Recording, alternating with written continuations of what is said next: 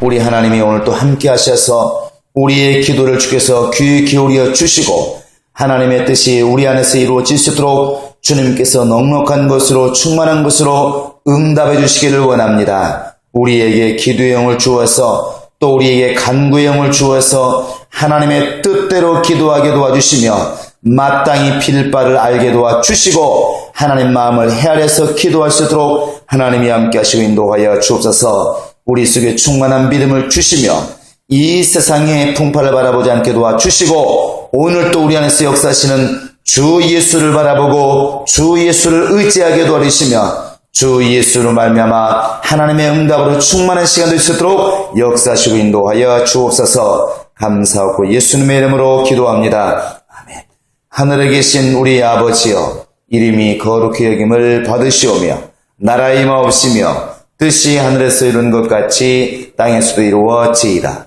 오늘날 우리에게 일용할 양식을 주옵시고 우리가 우리에게 죄 지은 자를 사하여 준 것 같이 우리 죄를 사하여 줍시고 우리를 시험에 들게 하지 마옵시고 다만 악에서 구하옵소서. 나라와 권세와 영광이 아버지께 영원히 싸움나이다. 아멘. 자, 우리 하나님 말씀은 디모데전서 2장 1절부터 7절까지 보겠습니다. 디모데전서 2장 1절부터 7절입니다. 시작. 그러므로 내가 첫째로 권하노니 모든 사람을 위하여 간구와 기도와 도구와 감사를 하되 임금들과 높은 지위에 있는 모든 사람을 위하여 하라. 이는 우리가 모든 경건과 단정한 중에 고요하고 평안한 생활을 하려 함이니라. 이것이 우리 구주 하나님 앞에 선하고 받으실 만한 것이니 하나님은 모든 사람이 구원을 받으며 진리를 아는 데 이르시기를 원하시느니라. 하나님은 한 분이시요 또 하나님과 사람 사이의 중보도 한 분이시니 곧 사람이신 그리스도 예수라. 그가 모든 사람을 위하여 자기를 속전으로 주셨으니 기약이 이르면 증거할 것이라. 이를 위하여 내가 전파하는 자와 사도로 세우심을 입은 것은 참말이요 거짓말이 아니니 믿음과 진리 안에서 내가 이방인의 스승이 되었노라. 이미 이 앞에서 바울은 선한 싸움을 싸울 것을 이렇게 명령했고 믿음과 착한 양심을 가지고 이렇게 살라고 곧 믿음을 지키라고 이렇게 디모데에게 가르쳤습니다. 그러한 삶을 살기 위해서 어떻게 될 것인가를 오늘 이렇게 기도를 통하여 또 바울은 말하고 있습니다. 네가 평안하고 또 고요한 생활, 정말 제대로 된 신앙생활을 하기 위해서 이렇게 무엇을 해야 되느냐? 먼저 기도하라는 것입니다. 그래서 1절에 보시면 첫째로 구하노니 이렇게 되어 있는데 이렇게 여기서 첫째라고 하는 것은 분명히 으뜸이라는 것이죠. 우리가 이렇게 선한 싸움을 싸우고 믿음을 가지고 착한 양심으로 바른 생활하기 위해서 가장 중요한 것이 과연 무엇일까? 그것은 당연히 기도입니다. 예수님께서도 요한복음 14장 13절 14절에 보시면 너희가 지금까지 기도하지 않았지만 지금부터는 내 이름으로 기도해라. 내가 시행하리니 이는 아들로 인하여 아버지께서 영광 받으시려 함이라 이렇게 말하고 있습니다. 그러니까 예수님이 우리에게 기도를 명하셨고 어떻게 기도해야 됩니까? 물었을 때 이렇게 기도해라 그러고 주님이 가르친 기도가 있습니다.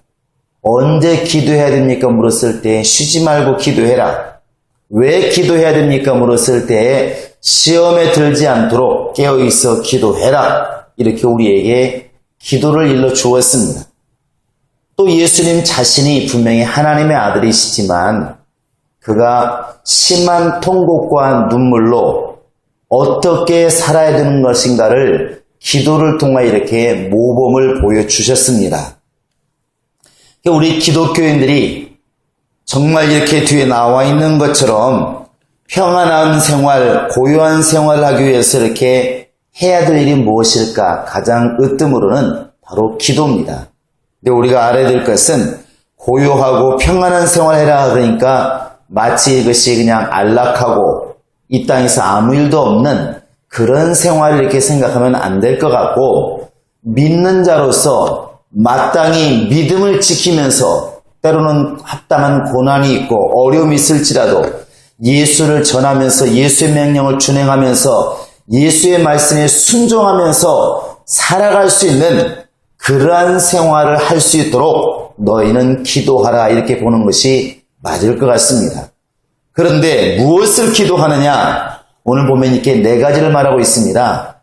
간구와 기도와 도구와 감사를 하되 그랬습니다. 이것이 그냥 기도라고 하는 것을 나열한 것인가? 물론 그렇게 볼 수도 있지만 단어가 다른 것을 보면 분명히 다른 뜻을 가지고 있는 것이 맞습니다. 간구라고 하는 것은 정말 내 사정이 급박하고 어려울 때 하나님께 정말 간청해서 간구하는 것입니다. 마치 누가복음 18장에 그런 과부가 재판장에게 억울함을 막 호소하듯이 그렇게 간청해서 하나님께 구하는 기도가 이제 간구가 되겠죠. 기도라고 하는 것은 당연하게 하나님께 알아야 될 것을 아려는 것들, 또 하늘에서 이루신 그 뜻을 우리가 이미 알고 있기 때문에 이 땅에서도 그 뜻을 이루어지기를 기도하는 것, 바라는 것이 이미 기도라 볼 수가 있을 것입니다. 도구라고 하는 것은 어제 우리가 성막 공부하면서 들었지만 신앙생활은 홀로 하는 것이 절대 옳은 것이 아닙니다. 내 주변 사람과 또 교회와 교회가, 가정과 가정이 또 이렇게 연결되어져서 합력하여 선을 이루는 것이 하나님의 뜻이기 때문에 마땅히 발가락이 아프면 온몸이 아픈 것처럼, 손이 아프면 온몸이 아픈 것처럼 내 주변에 영적 생활하는 사람들이 어려워지면 또 역시 내 아픔이 될 수가 있기 때문에 함께 기도하라는 것입니다. 그래서 나가 아니라 우리를 위해서 기도하는 것, 너를 위해서 기도하는 것, 이것이 분명히 도구라 볼 수가 있습니다. 돕는 기도라는 거겠죠. 감사라고 하는 것은 당연히 내가 주께 받은 바 은혜를 감사하는 것이 맞지만 더 넓은 의미로 보면 오늘 말씀에는 분명히 2절에 보시면 임금들과 높은 주에 있는 주변의 모든 사람들을 위해서 기도하라 이렇게 명령한 것을 보면 감사라고 하는 것도 내 개인적으로 예수 만나고 예수부터 응답받은 것을 감사하는 것이 마땅하겠죠. 그러나 더 넓게 보면 내 주변 사람들이 하나님의 은혜 가운데 거하는 것도 감사한 것이고 또 설사 믿지 않는 사람이라 할지라도 하나님은 그들을 사용하셔서 오늘날 우리로 하여금 믿는 자의 도리를 가지고 살아갈 수 있도록 만들어지는 이런 환경 자체도 이미 감사하다는 것입니다. 그래서 성경에 보면 항상 이렇게 기뻐하고 뒤에 나와 있는 게 뭐냐면 범사에 감사하고 그랬습니다. 만약에 우리가 좁은 의미로 보면 내가 주께 받은 응답이 있을 때만 감사하고 어떤 조건이 있을 때만 감사할 것 같으면 아마 교회 안에서만 감사하고 세상에 나가서 세상 일을 할 때, 세상에 돈 벌기 위해서 일할 때는 감사할 것이 아무것도 없을 것입니다. 그러나 분명히 범사에 감사라 이렇게 말하는 것을 보면 우리가 때로는 세상에 나가서 믿지 않는 자들과 어울려 살 때에도 그들의 삶을 보면서 내가 예수 믿는 것이 얼마나 감사하고 이렇게 은혜 안에 있게 된 것이 얼마나 감사한가. 아마 수시로 감사가 나올 것입니다.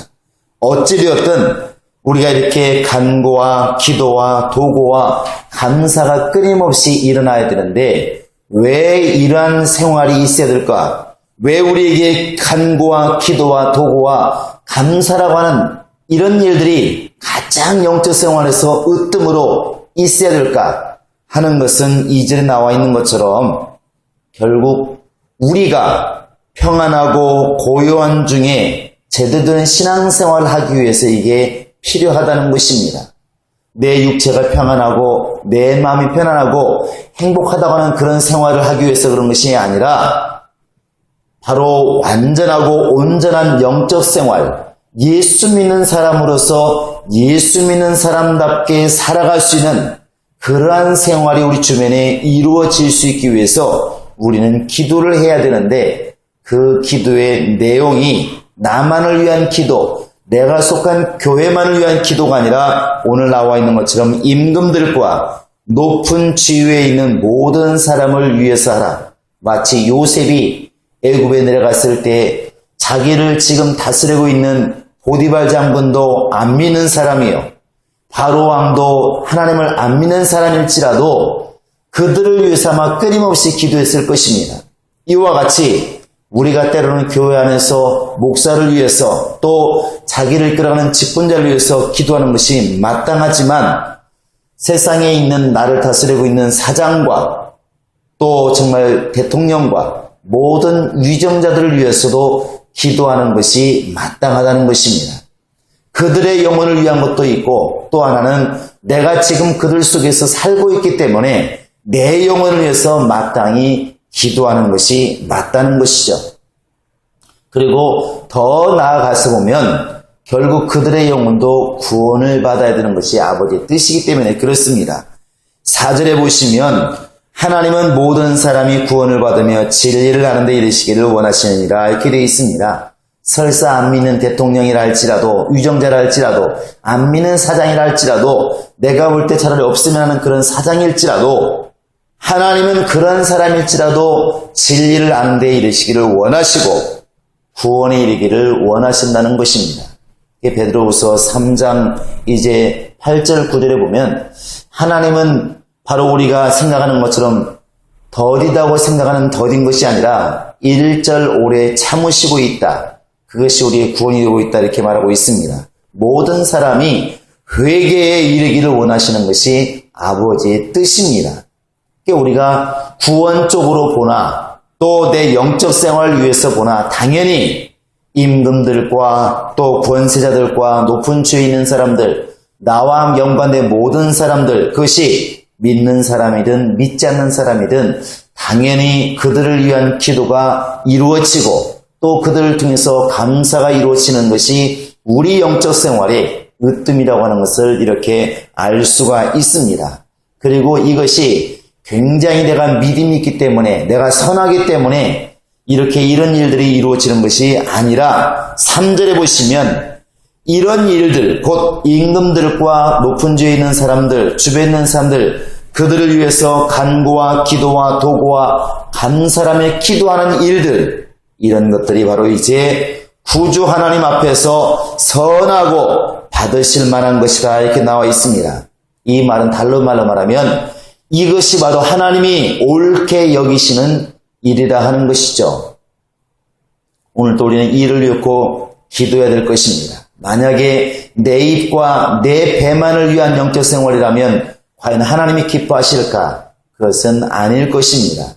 예수님이 우리에게 보여주신 믿음의 본이라고 하는 것은 자신의 신분은 분명히 하나님이시고 아무것도 아쉬울 것이 없는 그런 분이시지만 자기를 비해서 종의 형체를 입을 만큼 자신을 낮추시고 죄인들을 위해서 자기의 몸을 정말 내어주신 그것이 바로 이제 우리에게는 믿음의 본이 된 것처럼 나를 위한 삶이 아니라 내 주변에 있는 정말 그들을 놓고 기도하고 그들을 불쌍히 여기고 그들까지라도 구원하기를 원하시는 아버지 마음까지 헤아려서 기도할 줄 아는 그런 넓은 의미의 감동이 우리 안에 있기를 주님은 원하시는 것입니다. 이 아침에도 그러한 마음과 그런 열정과 그런 충만한 성의 인도를 받으면서 기도할 수 있기를 예수의 이름으로 축원합니다. 같이 시간 기도하시겠습니다. 기도할 때 하나님 정말 이 한 주간도 예수로 진행하게 도와주시되 내 마음이 내 심령이 그렇게 뜨거워져서 내 주변 사람 보고 정말 안타까이 여기시는 그런 마음 있게 도와주시고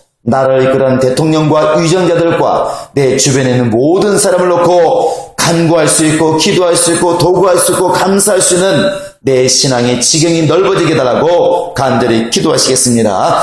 살아계신 하나님 아버지 함께 하시고 인도하여 주시옵소서. 우리의 모든